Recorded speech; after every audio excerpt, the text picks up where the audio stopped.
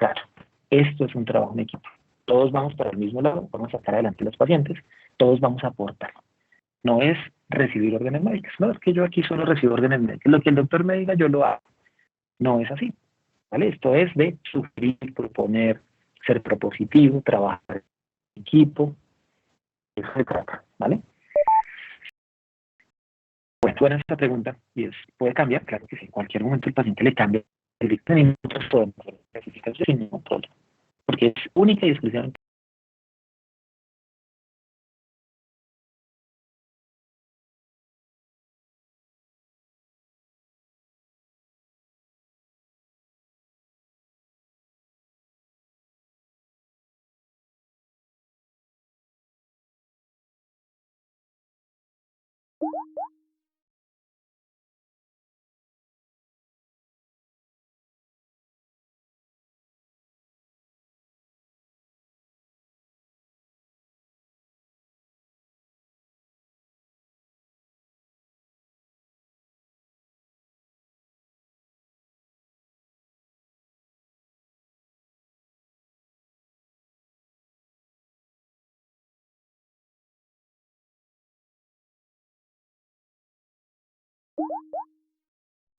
Capacidad de dromotropismo es la capacidad de conducir un impulso eléctrico.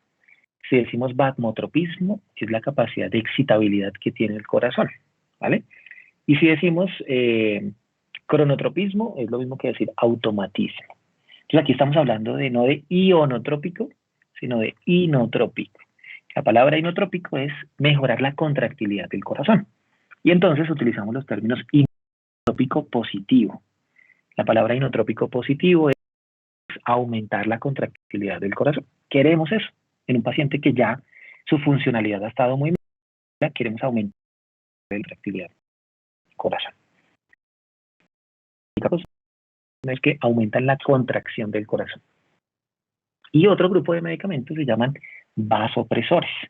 Los medicamentos vasopresores, el nombre lo está diciendo y es genera presor, efecto presor en el vaso, o sea, vasoconstricción. Los medicamentos vasopresores son utilizados para incrementar la resistencia vascular periférica, o sea, la presión arterial. Medicamentos utilizados para aumentar presión arterial. Los medicamentos inotrópicos son utilizados para aumentar la contractilidad del corazón.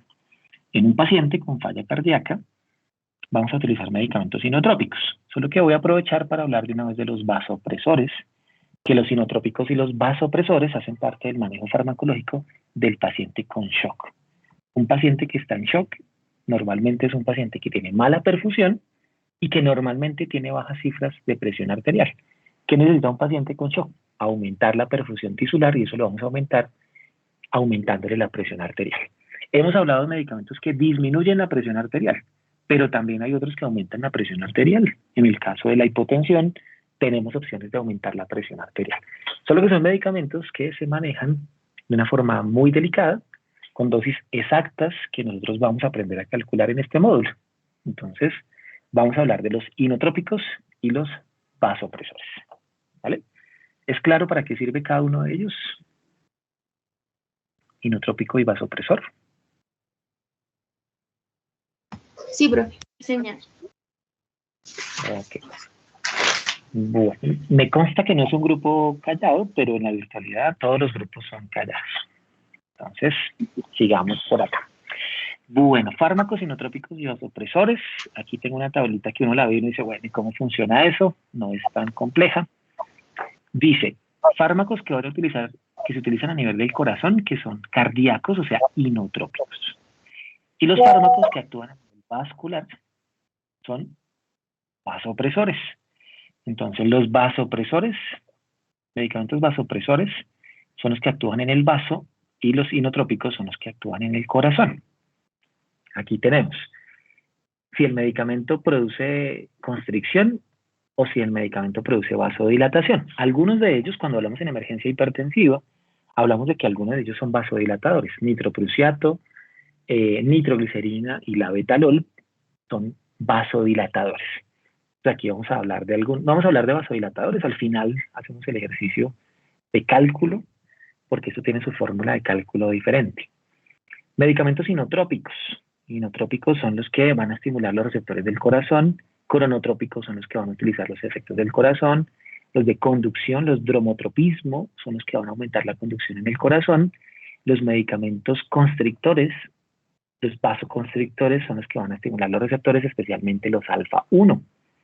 Entonces aquí tenemos varios que son solo vasoconstrictores y otros que tienen varios efectos. Ejemplo, me voy a ir a un medicamento que se llama dobutamina. La dobutamina es un efecto que no produce vasoconstricción, sí produce vasodilatación, mírenlo acá, vasodilatación porque estimula los receptores beta 2 periféricos, pero sí es un muy buen inotrópico porque aumenta la contractilidad del corazón porque estimula los receptores beta 1 del corazón. Si estimulamos los beta 2 periféricos, produce vasodilatación. Los beta 2 producen vasodilatación periférica. Entonces, la dobutamina es un buen inotrópico, pero es un mal vasopresor. Todo lo contrario, produce vasodilatación. Ejemplo, vasopresina. La vasopresina no estimula los alfa-1 ni los alfa-2, no estimula los beta-2, por lo tanto no produce vasodilatación, y no estimula los beta-1 del corazón, o sea que no es inotrópico. Pero la vasopresina tiene unos receptores en los vasos sanguíneos que se llaman los receptores V1, que son, y les decimos, pues, nosotros entendemos esto como la B, pero realmente es la V, porque esta es la B. B o V, también la podríamos referenciar, pero pues digámosle V. V1 es un potente vasoconstrictor vascular. O sea, tiene efecto es vascular, no tiene efecto en el corazón la vasopresina. Entonces aquí tenemos varios medicamentos de los cuales vamos a hablar que tienen potentes efectos vasculares como inotrópicos. Ejemplo, la epinefrina, que es también la misma adrenalina, estimula los receptores alfa vascular, o sea que aumenta la presión arterial, pero también estimula los receptores beta 1 del corazón, que también produce aumento de la frecuencia cardíaca. Y estimula unos receptores beta 2, pero los beta 2 en la vasculatura pulmonar. O sea que la epinefrina produce broncodilatación. Por lo tanto, ese medicamento se utiliza en hipotensión, se utiliza en disminución de la frecuencia cardíaca y en shock anafiláctico para mejorar la broncodilatación para que un paciente pueda respirar mejor. ¿Vale? Entonces tenemos medicamentos que tienen varios efectos. Pero cuando hablamos de inotrópicos y vasopresores, vamos a tener que hablar de receptores adenérgicos. Claros, vamos a tener estos receptores adenérgicos. Los alfa-1 están en el músculo liso vascular, los beta-1 están en el músculo cardíaco. Los alfa-2 o los beta-2 producen el efecto contrario, ¿cierto? El alfa-2 es inhibitorio, el beta-2 es inhibitorio, dependiendo de donde los estemos ubicando. Vamos a hablar de cada uno de ellos, haciendo referencia a cuál es su mecanismo de acción y cuál es su efecto. Pero antes, vamos a ver de las recomendaciones para administrar un fármaco inotrópico. ¿Cuáles son esas recomendaciones para administrar estos medicamentos? Son supremamente delicados. Son medicamentos que no podemos administrar en cualquier servicio. Si un paciente necesita un inotrópico o un vasopresor, necesita o remitirse a reanimación, o necesita remitirse a una unidad de cuidado intensivo, o deben ser manejados en salas de cirugía. Pero no los podemos manejar en cualquier servicio, medicina interna, gineco, no los podemos manejar porque necesitan de monitoría continua y necesitan de personal especializado, que en este caso van a ser ustedes, los especialistas, en manejar este tipo de medicamentos. Entonces, primero un personal entrenado. ¿Por qué? Porque vamos a preparar mezclas especiales, esa es nuestra siguiente clase. Vamos a calcular estos medicamentos con fórmula matemática, con una fórmula que se llama microgramo kilo minuto. Si de pronto pensaron que no íbamos a hacer cálculos este semestre, los vamos a hacer, pero de un mayor nivel de complejidad. Entonces van a calcular ustedes medicamentos en microgramo kilo minuto. Vamos a necesitar una monitoría hemodinámica en el paciente. Monitores hemodinámicos no los encontramos en todos los servicios. Los encontramos en reanimación, urgencias, unidad de cuidado intensivo, unidad de salas de cirugía. Quiere decir que no vamos a poderlos utilizar en cualquier momento. Son medicamentos que aumentan la contractilidad y aumentan la presión arterial, pero si no los manejamos con cuidado, podemos llevar al paciente a hipertensión, que puede ser muy malo también para el paciente. Entonces, monitoría hemodinámica, necesitan ser manejados ya no por bombas, no por equipos únicamente con factor goteo, obligatoriamente bomba de infusión, obligatoriamente. No lo podemos pasar de otra forma porque tenemos que ser seguros con este medicamento que son supremamente delicados. Son muy delicados y el paciente necesita una unidad especializada para su administración y necesitan ser administrados la mayoría de ellos por un catéter venoso central, porque estos medicamentos son, algunos de ellos son vesicantes y la mayoría de ellos son irritantes. ¿Qué diferencia hay entre un medicamento irritante y un vesicante? Pregunta para ustedes, chicos. Diferencia entre un vesicante y un irritante. Profe, vesicante es un medicamento que al momento en que sale al espacio extravascular puede provocarme necrosis o llegar hasta el nivel de amputación de una extremidad. Y pues el irritante solamente lo que hace es la inflamación, el eritema, pero pues sin daños tan severos. Perfecto, muy bien. Una muy buena diferenciación entre irritante y vesicante. Estos medicamentos inotrópicos y vasopresores, la mayoría son irritantes y algunos son vesicantes. La basa se sale del líquido intravascular, puede generar necrosis del tejido, al punto en que la necrosis puede terminar en una amputación. No queremos que un paciente termine amputado por una mala administración de un medicamento. Eso sería un vesicante. Causa necrosis y se logra extravasar. El irritante es el típico que por su osmolaridad, por su concentración, genera una inflamación de la íntima de las venas y puede generar dolor, puede generar irritación, como su nombre lo dice, puede generar una molestia, puede generar incluso una flebitis química, porque irrita, ¿sí? Por eso se llaman irritantes.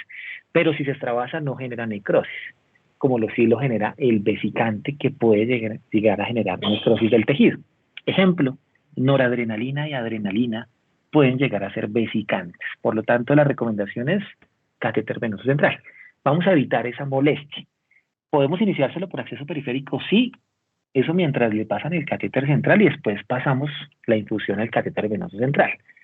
No quiere decir que no se pueda. Se puede con mucho cuidado mientras se define el acceso central. Lo que no podemos dejar es que el paciente tenga adrenalina, noradrenalina, dopamina, que son vesicantes, 24 horas, 48 horas, no, eso es mientras llega el paciente a urgencia, le iniciamos la noradrenalina por acceso periférico, pero rápido, el doctor tiene que estar pasando el catéter central, ¿vale? No vamos a dejar una noradrenalina por acceso periférico nunca, porque puede llegar a ser vesicante. Entonces vienen las recomendaciones para manejar estos medicamentos. No es cualquier cosa, es delicado, y quien lo maneja en los servicios especializados somos nosotros, profesionales de enfermería, que estamos recibiendo una formación especial. Esta es la formación especial que ustedes necesitan para poder manejar estos medicamentos. El día de hoy vamos a ver mecanismos de acción hasta donde alcancemos unos 10 minuticos más y después aprendemos a calcular y nuevamente traen su calculadora porque requerimos de personal entrenado en estos cálculos especializados para esta administración de medicamentos. Bueno, empecemos desde los más antiguos hasta los más nuevos. Y entonces los primeros medicamentos inotrópicos y vasopresores que llegaron se llamaba dopamina. La dopamina es un medicamento que todavía lo pueden ver ustedes en los carros de paro, en las unidades especializadas, pero ya viene un poquito en desuso. La dopamina es un medicamento bastante especial, digámoslo así, respecto a la dosis. La dopamina es un medicamento inotrópico y vasopresor, quiere decir, aumenta contractilidad y también aumenta presión arterial. Tiene los dos efectos y es el más antiguo y era uno de los que más se manejaba. Antes, hace muchos años, todo el mundo era con dopamina, pero pues tiene algunos efectos que ya les voy a contar que son los que no gustan mucho y hace que el medicamento ya vaya saliendo de circulación. La dopamina estimula receptores adenérgicos y también estimula un receptor que se llama dopaminérgico. Entonces, es un medicamento que estimula los tres tipos de receptores, dopa, beta y alfa, y tiene una cualidad muy importante que me parece bastante curiosa y es, dependiendo de la dosis del medicamento, podemos dopa o beta o alfa, dependiendo de la dosis. Estos medicamentos tienen dosificación teniendo en cuenta el peso del paciente y el tiempo. Normalmente los vamos a manejar en microgramo kilo minuto. Pues hoy vamos a ver el concepto farmacodinámico del medicamento y en la próxima clase terminamos los que nos hagan falta el día de hoy y realizamos los cálculos en microgramo kilo minuto. Es un ejercicio que no hemos hecho hasta el momento porque ya es un poco, digamos, de alta complejidad, sea, no es que sea difícil, pero es un medicamento que requiere un cuidado especial. Entonces, microgramo kilo minuto. Más adelante, la próxima clase, aprendemos a calcular medicamentos en microgramo kilo minuto. Si la dosis es entre 1 y 5, estimulamos los receptores DOPA. Si la dosis es entre 5 y 10, estimulamos los receptores beta. Y si la dosis es entre 10 y 20, estimulamos los receptores alfa. Quiere decir que dependiendo de la dosis que le administremos al paciente, vamos a estimular un diferente tipo de receptor. Ejemplo, entre 1 y 5 estimulamos DOPA, y estimular los receptores DOPA produce vasodilatación renal y esplénica, mesentérica, perdón. Quiere decir, aumenta el flujo sanguíneo renal y aumenta la circulación intestinal a dosis DOPA. Esa es la función a dosis DOPA. A dosis beta, ¿dónde tenemos los receptores beta? Corazón. Dosis, receptores beta en el corazón, quiere decir que entre dosis de 5 a 10 estimulamos los receptores beta, o sea que vamos a hacer un efecto inotrópico. Vamos a mejorar la contractilidad del corazón. Y si lo administramos a dosis más alta, 10 a 20, vamos a estimular los receptores alfa. ¿Dónde están los receptores alfa 1? En los vasos. En los vasos sanguíneos. Quiere decir que si queremos una dosis como vasopresor, tenemos que administrar dopamina a una dosis alta, entre 10 y 20 microgramos kilo minuto. Si queremos estimular una dosis inotrópica, o sea, del corazón, nos vamos con 5 a 10, pero una dosis que ya no se utiliza, la verdad ya no se utiliza, es entre 1 y 5 la dosis DOPA para aumentar flujo sanguíneo renal y mesentérico. Ya no se utiliza esa dosis, ¿por qué? Se hicieron estudios comparativos entre dopamina y furosemida, y los dos aumentaban el flujo sanguíneo renal, o sea, los dos aumentaban, volúmenes urinarios. Uno lo hacía aumentando el flujo sanguíneo renal y el otro bloqueando el cotransportador sodio-potasio 2-cloro, que es la furosemida. Al hacer este estudio se dieron cuenta que cuál de los dos era más efectivo. Se dieron cuenta que era más efectivo la furosemida que la dopamina, aumentando el flujo sanguíneo renal. Por lo tanto, la recomendación es, si queremos que un paciente queremos que elimine, se le debe administrar furosemida y no dopamina. Entonces, por eso la dosis DOPA, ustedes la van a ver que ya normalmente no se utiliza, pero los libros la nombran. Dosis DOPA, dosis beta y dosis alfa. Es un medicamento que, dependiendo de lo que queramos hacer, va a generar un efecto establecido, muy claro. Queremos dosis beta, queremos aumentar el corazón, una dosis especial. Queremos aumentar el flujo sanguíneo esplénico, mesentérico y renal, una dosis DOPA. O simplemente queremos aumentar la presión arterial, va a ser el efecto alfa de la dopamina.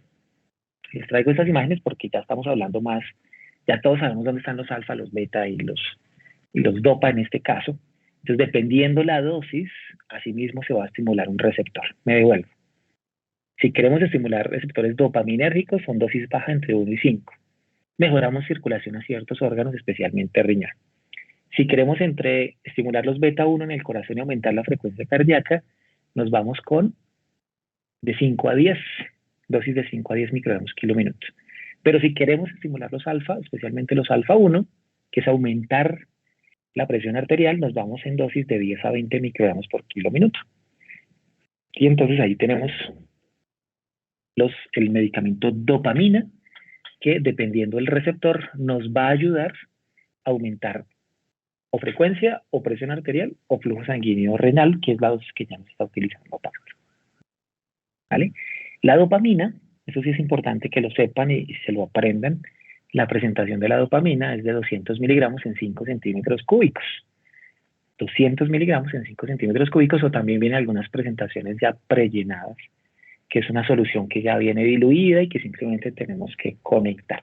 Pero les digo que de una vez se los aprendan, porque esos medicamentos sí les van a preguntar la presentación en urgencias. De una vez apréndanlos, porque sí se los van a preguntar.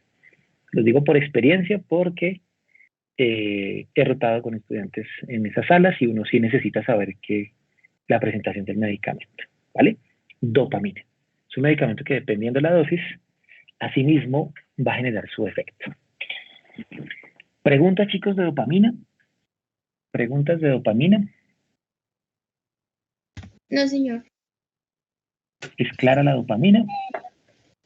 es importante saber también cómo se puede diluir, o sea, vamos a ver si va diluido en cuantos solución salina, o solamente saber cómo la presentación nada más en la ampolla, porque vale, muchas gracias. Esto va en infusión continua. Perfecto, muchas gracias por tu aporte, y sí necesitamos saber en cuánto va, en qué va y y cómo lo vamos a administrar. Entonces, esta clase va a ser que entendamos el mecanismo de acción, las dosis. Aquí las dosis sí son importantes. Yo les dije, no vamos a trabajar dosis, pero de estos medicamentos sí. Y la siguiente clase vamos a preparar la mezcla, vamos a calcular la concentración, vamos a aprender a calcular microgramos, kilominutos. O sea, vamos a tener una clase muy operativa en sentido de realizar cálculos. Esta clase va a ser esta y la que no vamos a alcanzar. Alcanzamos con dobutamina ahorita y paramos. La siguiente clase, terminamos la parte teórica y empezamos a hacer un ejercicio operativo. Sí es importante en cuánto lo voy a diluir, qué cuidados voy a tener a la hora de administrarlo, la dosis, cómo lo calculo la dosis, cómo le calculo la concentración a esa mezcla, ¿vale? Sí lo vamos a aprender a hacer. Gracias por esa pregunta, porque sí es necesario saber absolutamente todos estos medicamentos. Yo a veces les hago una pregunta y es, ¿el paciente en qué servicio les hace shock? Cuéntenme ustedes, ¿el paciente en qué servicio les hace shock? En cualquier servicio nos puede hacer shock. En cualquier servicio. Sí, El paciente le hace shock a uno en cualquier servicio, le hace shock en la casa. El paciente le hace shock a uno en un bus, el paciente le hace shock en cualquier servicio. Quiere decir que nosotros, esto no es para servicios especializados, no, que es que esto es solo para la UCI, es que esto es solo para urgencias, es que esto solo es para salas de cirugía, no. El paciente hay que atenderlo donde está. El paciente está en medicina interna y el paciente les hace shock, seguramente el doctor les va a decir, jefe, vamos a iniciar noradrenalina, vamos a iniciar manejo inotrópico, vasopresor, y empecemos a buscarle cama donde nos lo reciban, en urgencias o en salas de cirugía o en la UCI. Pero el paciente no podemos, es que la UCI está llena, entonces no vamos a iniciar inotrópico. Es que urgencias está lleno, entonces el vasopresor nos toca esperar, doctor, porque no, esto hay que iniciarlo. O sea, el paciente está hipotenso y arrancamos donde sea. Arrancamos en gineco, arrancamos en ambulatorio, arrancamos donde sea, y después de que arrancamos y estamos estabilizando al paciente, nos lo llevamos para un servicio especializado. Pero el paciente Por lo tanto, estos medicamentos los vamos a tener presentes en cualquier escenario.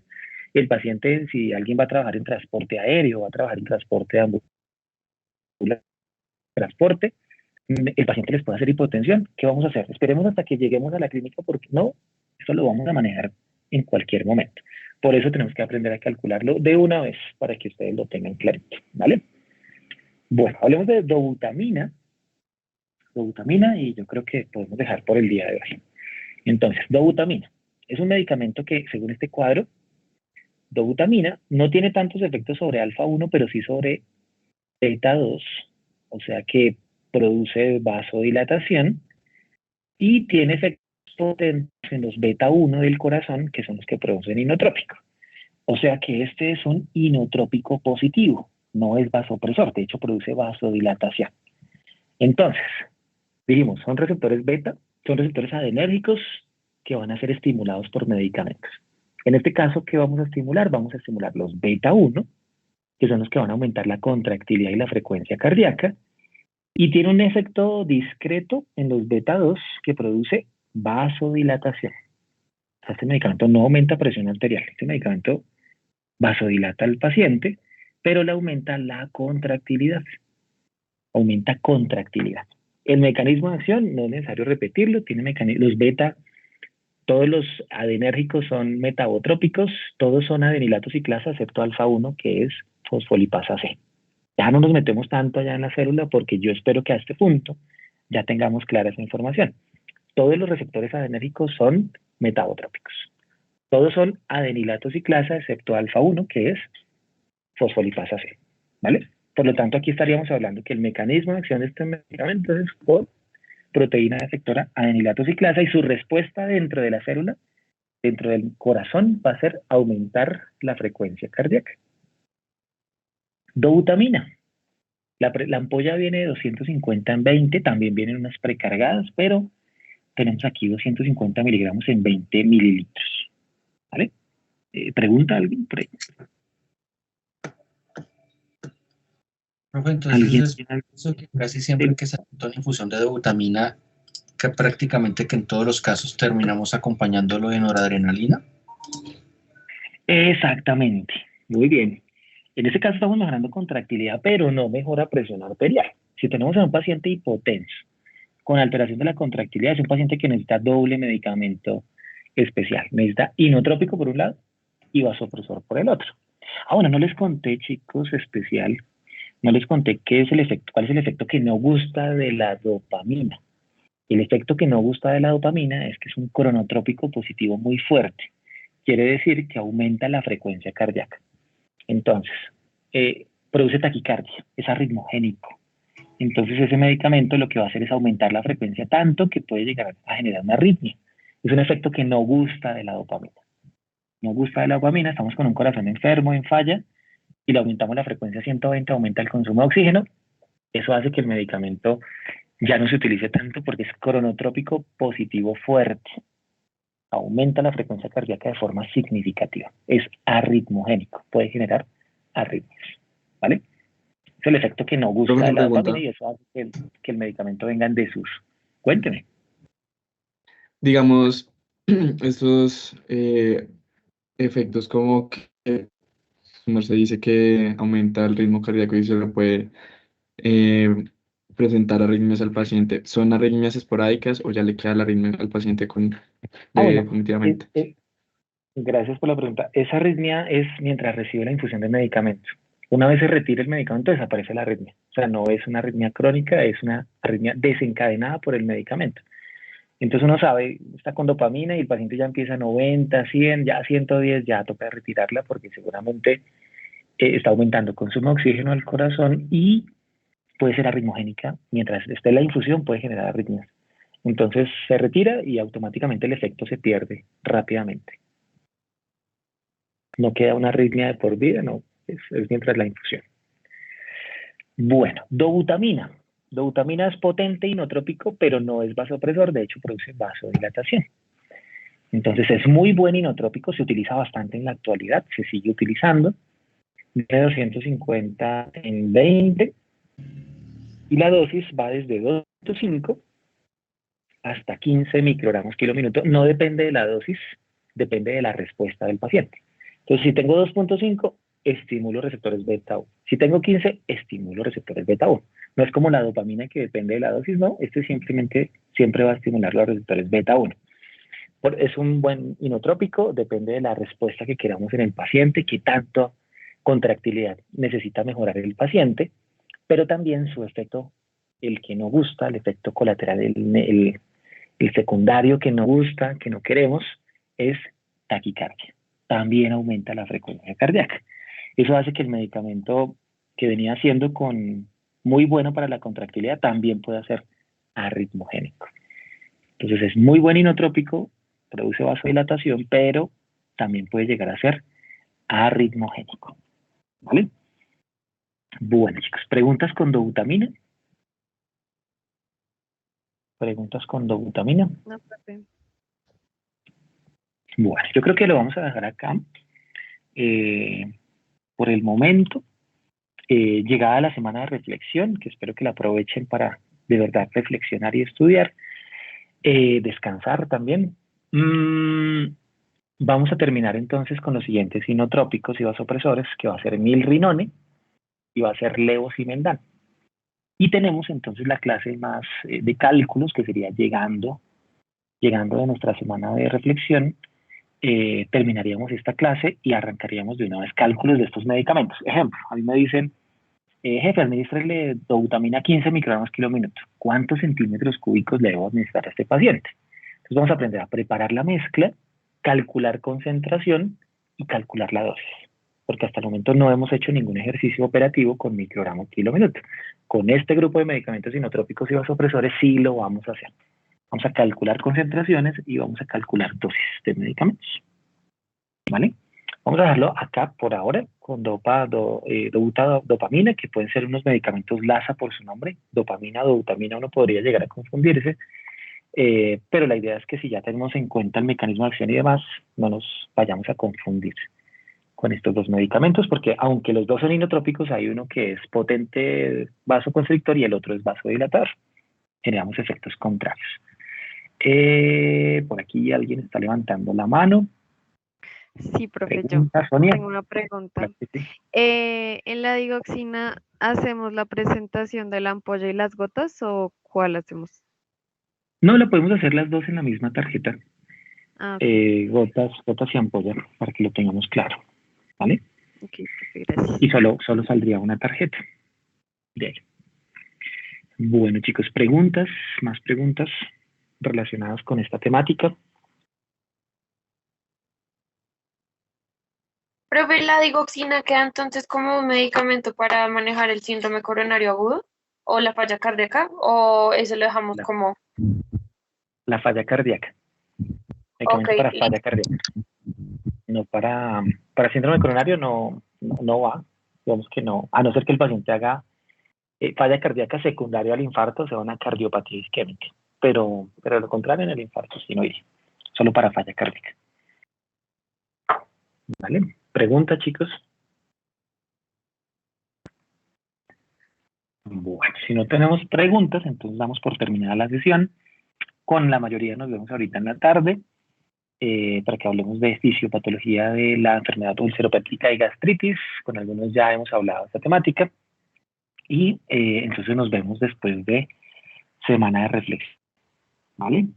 Feliz tarde y feliz fin de semana.